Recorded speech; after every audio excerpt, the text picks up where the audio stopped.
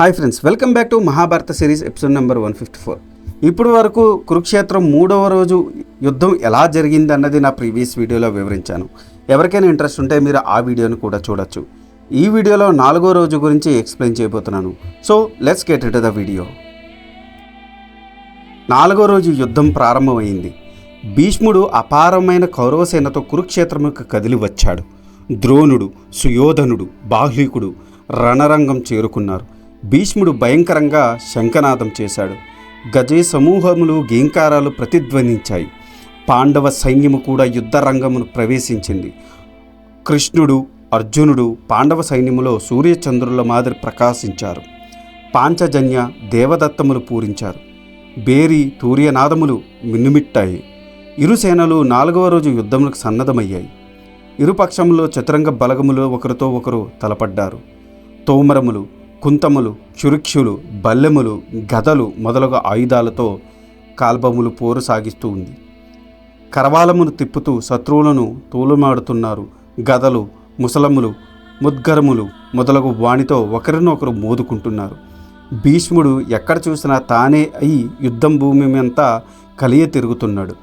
సుయోధనుడు, ద్రోణుడు, వివంశితి, కృపాచార్యుడు, సోమదత్తుడు, శల్యుడు కలిసి భీష్ముడు వెన్నంటి ఉన్నారు. అది చూశాడు అభిమన్యుడు. వీరందరినీ ఒకేసారి ఎదుర్కొన్నాడు. వారు ప్రయోగించిన బాణములను మధ్యలోనే తుంచాడు. భీష్ముడు అభిమన్యుడిని విడిచిపెట్టి అర్జునుడి మీద సరవర్షం కురిపించాడు. అర్జునుడు వాటిని సమర్థవంతంగా ఎదుర్కొన్నాడు. భీష్మార్జునుల పోరు ఘోరంగా అయ్యింది. ఇరుపక్షముల వారు వారి పోరును ఆసక్తిగా తిలకిస్తున్నారు. అశ్వత్థామ, భూరిశ్రవ, శల్యుని కుమారుడు చిత్రసేనుడు కలిసి మూకుముడిగా అభిమన్యుడిని ఎదుర్కొన్నారు. అభిమన్యుడు మాత్రం చిరునవ్వుతో అశ్వత్థామ గుండెలకు గురిపెట్టి కొట్టాడు. శల్యుని కుమారుని విల్లును విరిచాడు. సుయోధనుడి విల్లును విరిచాడు. భూరిశ్రవుని ఓడించాడు. అభిమన్యుడితో ధీటుగా పోరాడగల వీరుడే కౌరవ సైన్యంలో కురువయ్యాడు. ఆ ప్రకారం ఒకేసారి అనేక మందితో పోరాడుతున్న అభిమన్యుడిని చూసి అర్జునుడు తాను కూడా ఎక్కడ చూసినా తానే అయి కురువీరులను చీల్చి చెండాడుతున్నాడు. అప్పుడు సుయోధనుడు త్రిగర్తలను, కృతవర్మ, కేకేయరాజులను 3000 రథికులతో ఒకేసారి అభిమన్యుణ్ణి చుట్టమట్టమని ఆదేశించారు. వారు అదే ప్రకారం అభిమన్యుణ్ణి ఎదుర్కొన్నారు. అర్జునుడిని కొంచెం దూరంలో చూసి దృష్టద్యుమ్నుడు తన రథమును అర్జునుడి వద్దకు పోనిమ్మన్నాడు.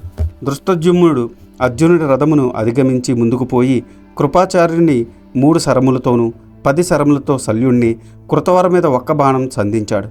వారి రథములను హైమలను కూల్చాడు. అప్పుడు శల్యుని కుమారుడు 10 అమ్ములతో దృష్టద్యుమ్నుని మరొక 10 అమ్ములతో అతని సూత్రుడిని కొట్టాడు. అది చూసి దృష్టద్యుమ్నుడు కోపించి ఒక బల్లబాణంతో శల్యుడి కుమారుని విల్లు తుంచాడు. నాగాస్త్రం సంధించాడు. శల్యకుమారుని రథసారథిని రథమును హైమను కొట్టాడు. శల్యతనయుడు రథమును దిగాడు. తన డాలు కత్తి తీసుకొని శత్రువులని తొనుమాడుతున్నాడు. అది చూసి దృష్టద్యుమ్నుడు ఒక గద తీసుకొని శల్యకుమారుని ఎదుర్కొన్నాడు. అతని గదాప్రవాహములకు నందుని కత్తి విరిగిపోయింది. డాలు తునాతునకలైంది. 2వ దెబ్బకు శల్యనందుని తల పగిలింది. అతడు తన కత్తి డాలు విడిచి కింద పడిపోయాడు. తన కుమారుడి మరణం చూశాడు శల్యుడు. క్రోధంతో దృష్టద్యుమ్నుడి మీదకు ఉరికాడు. అద్భుతమైన బాణములను అతని మీద సంధించాడు. సంజయుని ద్వారా ఇదంతా విన్న ధృతరాష్ట్రుడి మనసులో కలత చెందాడు. అయ్యో, మానవ ప్రయత్నం సర్వం దైవ యత్నము ముందు వృధాయే కదా. ఆ పాండవులు మన సేనలను సర్వం నిర్మూలించడం తథ్యం. నా కుమారుని దుర్నయ వలన గదా నీడు ఇలాంటి దుర్వార్తలు వింటున్నాను కదా. కౌంతేయులను గెలుచు ఉపాయం ఏది తెలుసుకున్నది అని అన్నాడు.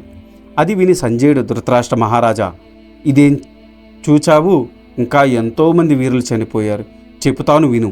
ఆ ప్రకారం శల్యుడు దృష్టద్యుమ్నుడి మీద సరవర్షం కురిపించాడు. అతని విల్లు విరిచాడు. వివిధములైన అస్త్రములతో దృష్టద్యుమ్నుని నొప్పించాడు. అది చూసి అభిమన్యుడు శల్యుని మీదకు వచ్చాడు.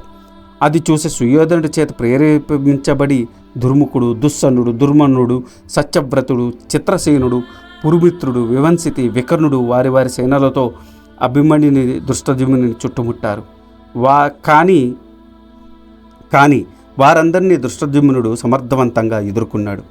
ఒక్కొక్కరిగా తన బాణములతో సమాధానం చెప్తున్నాడు. నకులుడు, సహదేవుడు కూడా అతనికి సాయంగా వచ్చారు. శల్యునితో యుద్ధం చేస్తున్నారు.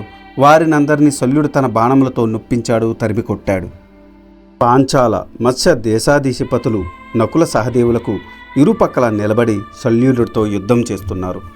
కౌరవ సైన్యమును తరిమి తరిమి కొట్టారు. అది చూసి మన సైన్యములో ఉన్న వీరులు శల్యునికి సాయంగా వెళ్ళారు. అప్పటికి సూర్యుడు నడినెత్తి మీదకి వచ్చాడు.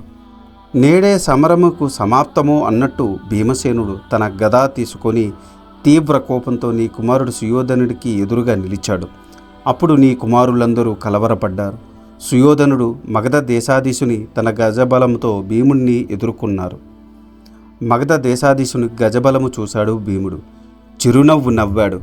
భుజం మీద గద పెట్టుకున్నాడు. రథం దిగాడు. పర్వతముల మీద ఇంద్రుడు పడ్డట్టు ఆ ఏనుగుల సమూహం మీద పడ్డాడు. భీముడు సింహనాదం చేస్తుంటే ఆ ఏనుగులు గుండెలు పగిలిపోయాయి. దొరికిన ఏనుగును దొరికినట్టు చంపుతున్నాడు భీముడు. ఇంతలో ద్రౌపది కుమారులు అభిమన్యుడు, నకుల సహదేవులు, దృష్టద్యుమ్నుడు భీమునికి ఇరుపక్కల తోడుగా నిలిచారు. తమ నిశిత సరములను ఆ ఏనుగుల సైన్యంపై గుప్పించారు. మగధరాజు తన ఏనుగును అభిమన్యుడి మీదకు నడిపించాడు. ఒకే ఒక్క బాణంతో ఆ ఏనుగును కొట్టాడు అభిమన్యుడు. మరొక బాణంతో మగధని కొట్టాడు. ఆ ఏనుగు మీద నుండి మగధరాజు కింద పడ్డాడు, చనిపోయాడు. దృష్టద్యుమ్నుడు తన బాణములతో ఆ ఏనుగును బలమును చీల్చి చెండాడాడు. భీముడు తన గదతో ఏనుగులను మోదుతున్నాడు. అతను కొట్టిన దెబ్బలకు ఆ ఏనుగులు కొన్నిటికి తండాలు తెగిపోయాయి, మరికొన్ని దంతాలు తెగాయి, మరికొన్నిటికి కుంభస్థలం పగిలాయి, కొన్నిటికి కాళ్ళు నుగ్గు నుగ్గు అయ్యాయి. భీముడి దాటికి ఆగలేక ఏనుగులు గీంకరిస్తూ అక్కడ నుండి పారిపోయాయి. ఆ ఏనుగులను అలా చంపుతూ భీముడు ఆ ఏనుగుల బలం మధ్య తిరుగుతున్నాడు. అభిమన్యుడు, దుష్టద్యుమ్నుడు భీముడికి సాయంగా యుద్ధం చేస్తున్నారు. ఆ ఏనుగులు నెత్తురుతో భీముని శరీరము తడిసి ముద్దయ్యాయి. ప్రళయకాలంలో యముని మాదిరి విజృంభించాడు భీముడు. ఆ ఏనుగులను తూలుమాడుతున్నాడు. ఆ బాణముల వేగముకు గతాఘాతములకు బెదిరిన ఏనుగులను పశువులను తోలినట్టు ఆ ఏనుగులను తరిమి కొట్టాడు భీముడు. ఇది చూశాడు సుయోధనుడు. తను కకావికలం అవుతున్న సైన్యమును నాలుగు పక్కల నుండి భీముడి మీదకు పురిగొల్పాడు. సముద్రము పొంగినట్టు కురు సైన్యము భీముడి మీదకు ఉరికింది. భీముడు ఆ సైన్య జలాదిని చెరికిలా కట్ట మాదిరి నిలవరించాడు. దుష్టద్యుమ్నుడు, అభిమన్యుడు, ఉపపాండవులు భీముడికి తోడుగా నిలిచారు. తమ శరపరంపరలతో కౌరవ సైన్యముకు తునుమాడుతున్నారు. అడవు కార్చిచ్చు కాల్చినట్టు భీముడు కౌరవ సైన్యమును మట్టు పెడుతున్నాడు. కౌరవ సైన్యములు చాప చుట్టి మాదిరి నేల మీద పడుతుంటే భీముడు ఒక్కొక్కరిని గదతో మోదుతున్నాడు. తామరకొలంలో గజరాజు ఆడినట్టు ఆ కౌరవ సైన్యము మధ్య భీముడు ఆడుతున్నాడు. ఆ ప్రకారం విజృంభిస్తున్న భీముడిని చూసి కౌరవ బలాలు గుండెలు జారిపోయాయి, కకావికలమైపోయి ప్రాణభీతితో పారిపోతున్నారు. అది చూసి భీష్ముడు భీముడి మీదకు తన రథం నడిపించాడు. భీముని మీద సరవర్షం కురిపించాడు. అప్పుడు సాత్యకి భీష్ముడికి అడ్డుకున్నాడు. అది చూచాడు రాక్షసి వీరుడు అలంబసుడు. సాత్యకిని అడ్డగించి అతనితో యుద్ధానికి తలపడ్డాడు. 10 బాణములతో సాత్యకి మీద ప్రయోగించాడు. సాత్యకి 4 బాణములతో అలంబసుని కొట్టాడు. సోమదత్తుడి కుమారుడు భూరిశ్రవుడు సాత్యకి 9 బాణములతో నొప్పించాడు. దానికి ప్రతిగా సాత్యకి భూరిశ్రవుని మీద తన బాణ పరంపరతో ముంచెత్తాడు. ఇంతలో సుయోధనుడు తన తమ్ముళ్లతో భూరిశ్రవునికి సాయంగా వచ్చాడు. అందరూ మూకుముడిగా సాత్యకిని చుట్టుముట్టారు. అది చూసి భీముడు రెచ్చిపోయాడు. సుయోధను మీద అతని తమ్ముళ్ళ మీద సరవర్షం కురిపించాడు. భీముని దాటికి ఆగలేక సుయోధనుడి తమ్ముళ్ళు తలకొక్క దిక్కుకు పారిపోయారు. తమ్ముళ్ళ అవస్థను చూసిన సుయోధనుడి కళ్ళల్లో నిప్పులు కురుస్తుండగా 9 బాణములు భీముడి మీద ప్రయోగించాడు. అప్పటిదాకా నేల మీద ఉండి యుద్ధం చేస్తున్న భీముడు తన రథం మీద కెక్కాడు. ఒక్క బాణము తీసుకుని సుయోధని మీద 10 బాణములు వేశాడు. 3 సరములతో సుయోధని రథసారథిని నందకుణ్ణి కొట్టాడు. దానికి ప్రతిగా సుయోధనుడు భీముడి రథసారి మీద 60 బాణాలు ప్రయోగించాడు. ఇంకొక బాణముతో భీముడి మీద విల్లు తెంచాడు. భీముడు కోపంతో మరి ఒక విల్లును తీసుకున్నాడు. సుయోధను విల్లు ఒక బల్ల బాణంతో తుంచాడు. సుయోధనుడు మరొక విల్లును చేబుచ్చుకొని వజ్ర సమానమైన బాణంతో భీముడు గుండెలకు గురిపెట్టి కొట్టాడు. ఆ దెబ్బకు భీముడు మూర్ఛపోయాడు. అది చూశాడు అభిమన్యుడు. దుష్టద్యుమ్నుడు ఉపపాండవులతో కలిసి మూకుముడిగా సుయోధనుడి మీదకు పడ్డారు. ఇంతలో సేదదీరాడు భీముడు. పైకి లేచాడు. ఒక్కసారిగా కౌరవ సైన్యం మీద పడ్డాడు. సుయోధనుడి మీద, శల్యుడి మీద శరపరంపర కురిపించాడు. సింహము చూసిన ఏనుగుల మాదిరి కౌరవ సైన్యము పలాయనం చెత్తగించింది. ఆ సమయంలో సూర్యుడు పడమటి దిక్కుకు వాలాడు. అపార్ణము అయ్యింది. ఆ సమయంలో నీ కుమారులు సేనాపతి సుషేనుడు జలసంధుడు సులోచనుడు భీముడు భీమరథుడు భీమబాహుడు దుష్ప్రదుడు దుర్ముఖుడు విస్తృణుడు ఇంకా కొంతమంది కలిసి మూకుమ్మిడిగా భీముడికి ఎదుర్కొన్నారు. భీముడి మీద బాణవర్షం కురిపించారు. భీముడు వారి మీదకు పెద్ద పులి బాలమృగముల మీద ఉరికినట్టు ఉరికాడు. సేనాపతి శిరము తుంచాడు. 3 బాణములతో జలసంధుని చంపాడు. సుశేషుడిని వక్షస్థలము చీల్చాడు. భీమబాహును 5 బాణములతో చంపాడు. ఉగ్రుని శిరము తుంచాడు. భీముని భీమరథుణ్ణి ఒకేసారి తన బాణములతో చంపాడు. సులోచనను 4 బాణములతో చంపాడు. భీముణ్ణి వీరవిహారము చూసి అందరూ భయభ్రాంతులయ్యారు. కౌరవ సైన్యం పారిపోయింది. భీముడి వీరవిహారం చూశాడు భీష్ముడు. తన సైన్యములోని యోధులను చూసి, ఓ యోధాను యోధులారా, భీముడు రాజకుమారులను నరుకుతున్నాడు. మీరు విపేక్షించడం తగునా? రండి, భీముడితో పోరాడండి అని ఎలుగెత్తి అరిచాడు. ఆ హెచ్చరిక విన్న భగదత్తుడు భీముడి మీదకు తన ఏనుగును నడిపాడు. భీముడి మీద సూర్యుపైన మేఘాలు కప్పినట్టు సరవర్షం కురిపించాడు. ఆ సరపరంపరతో భీముని రథము కాసేపు అదృశ్యమైంది. అది చూసి అభిమన్యుడు ఉపపాండవులు కోపోద్రికులయ్యారు. భగదత్తుని ఏనుగుపై బాణవర్షం కురిపించాడు. ఆ ఏనుగు ఇది తట్టుకోలేక గీంకరిస్తూ పాండవసేన మీద పడింది.